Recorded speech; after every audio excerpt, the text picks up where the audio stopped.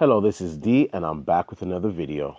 Well, we're 1 week out from the PS4 Pro launch, and Sony today has updated the list of games that will be optimized for the PS4 Pro on launch day.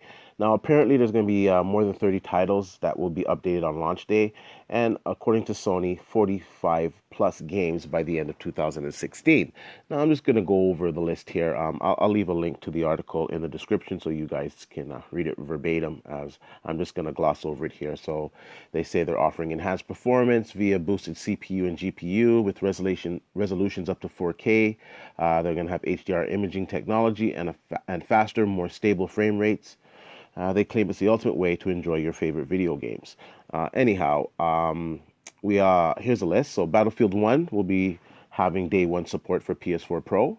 Battlezone, Bound, Call of Duty Black Ops 3, Call of Duty Infinite Warfare, the new Call of Duty Modern Warfare Remastered, Deus Ex Mankind, Dishonored 2, Drive Club VR. So right here we have confirmation that if you do own a PSVR headset, which I do, and like I've said in past videos, I find that the resolution is lacking a little bit, and of course you have some AA that's not really present in some of these games. So this PS4 Pro mode is going to help that. And Drive Club VR was one of the games that did suffer from these issues.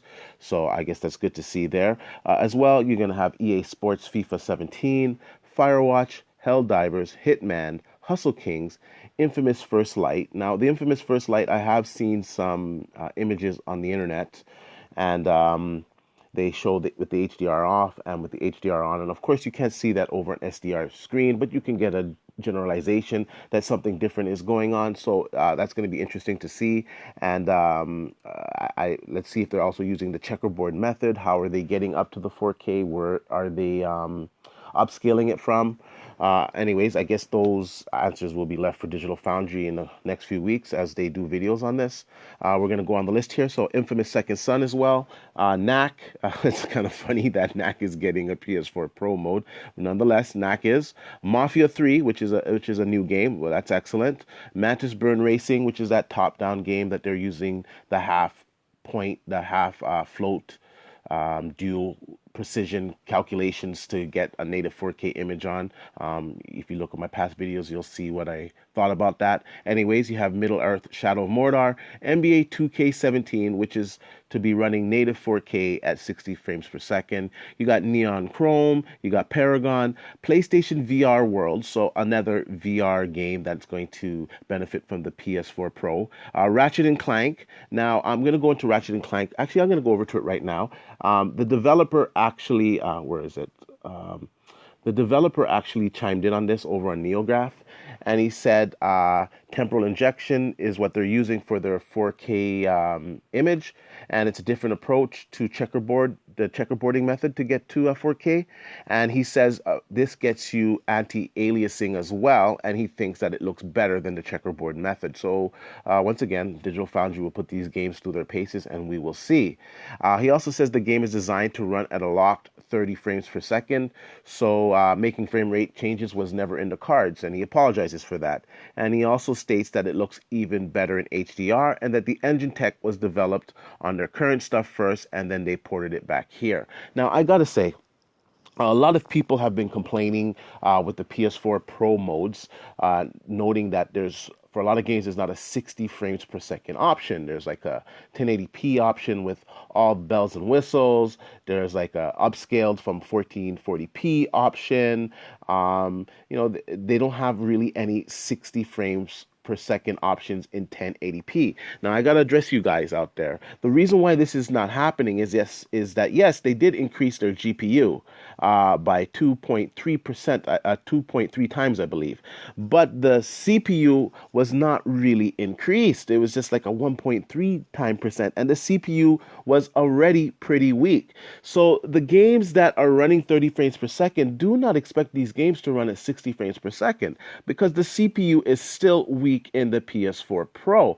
Now, the games that were teetering with like dynamic resolution and dynamic frame rates, and they were teetering at like say 40 to 45, you'll probably get a few more stable frame rates in those games, and those games might reach 60 a little bit closer. But the games that were at 30 frames per second, they're going to remain at 30 frames per second. And if they were struggling to get to 30 frames per second, they'll probably have a much more stable frame rate. But do not expect 60 frames per second 1080p out of most of the games on the PS4 Pro, as the CPU is still quite weak. Now, I'm just gonna, before I get off of Ratchet and Clank over here, this is what they say they did to it. For users with a 4K TV, you'll be able to play Ratchet and Clank at a much higher resolution if your TV supports it, and in HDR using an HDMI 2.0 cable. PS4 Pro users with 1080p TV will see a big increase in gameplay image quality as well. The technique we're using to get these better resolution is something we're calling temporal injection. This allows us not only to hit a much higher resolution, but also to do it with jaggy elimination anti-aliasing as well. The extra resolution and HDR ability to display even more of the colors Solana Galaxy should combine for the best image quality you've ever seen in Ratchet and Clank game. We're excited about the potential for the PS4 Pro and what it means for our games. From the Ratchet and Clank team to our upcoming game with Marvel Entertainment Spider-Man, PS4 Pro gives us the power to release our best looking games ever. So once again, they're going to have higher graphic fidelity, these games, and the addition of HDR is excellent.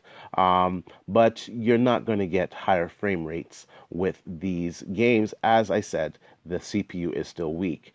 And although this is a PS4 Pro video, I have to bring up the fact that the Xbox Scorpio will have a much more powerful CPU.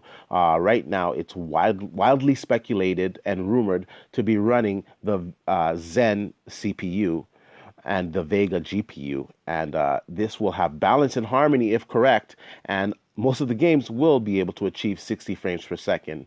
But I'm going to go back to the list now here on the PS4 Pro games that are supported at launch. So we have Ratchet and Clank, we have Res Infinite, we have Riggs Mechanized Combat League, which is once again another VR game. So that game looked quite good in VR, but you did have some AA issues. So that's going to look better because they're going to be able to clean it up with the higher GPU grunt that they have. And I'm going to suspect that they're going to upscale that game and then downsample it to your PSVR, giving you a much more crisp image. Now, Rise of the Tomb Raider is also supported. Robinson the Journey, once again, this is another VR game, and you can look at it on YouTube. It looks quite good, to be honest with you, and the fact that the PS4 Pro will be supporting it day one means that you're going to get higher fidelity graphics on this game. Now, we got Smite, Super Stardust Ultra, Elder Scrolls Online, Tamriel Unlimited, The Elder Scrolls Skyrim Special Edition, The Last of Us Remastered, The Last of Us Left Behind, Playroom VR, Thumper, another VR game, Titanfall 2, which this game has just released, so that's excellent to know that it's getting a PS4 Pro mode on launch, Tumble, Uncharted 4, Until Dawn, Rush of Blood, another VR game, Viking Squad, Wheels of Aurelia, World of Tanks, and XCOM 2.